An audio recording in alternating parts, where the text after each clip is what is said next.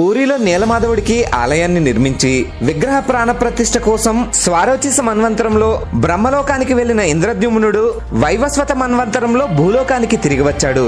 అప్పటికే విగ్రహ ప్రాణ ప్రతిష్ఠ జరిగిపోవడంతో పూరిలో జరిగిన అద్భుతాల్ని చెప్పమని ఇంద్రద్యుమ్నుడు బ్రహ్మని అడిగాడు. విగ్రహ ప్రాణ ప్రతిష్ఠ జరిగిన తర్వాత భక్తులందరూ ఎన్నో రకాల పిండి వంటల్ని తీసుకుని జగన్నాథుడి దర్శనానికి వెళ్లడం చూసి కోర్మ అనే భక్తురాలు జగన్నాథుడి కోసం చేపల్ని పట్టి రుచికరమైన చేపల పులుసు చేసి అది తీసుకుని జగన్నాథుడి దర్శనానికి బయలుదేరింది. కోర్మ ఆలయమెట్లు ఎక్కుతూ ఉండగా చేపల వాసన రావడంతో చేపలతో ఆలయం లోపలికి రాకూడదని ఆలయ పూజారులు కోర్మని మెట్లపై నుండి కిందకి తోసేశారు. కోర్మ మెట్లపై నుండి కిందకి పడుతూ ఉండగా కోర్మ చేతిలో ఉన్న చేపల పులుసు పనసుతనులుగా మారిపోయింది.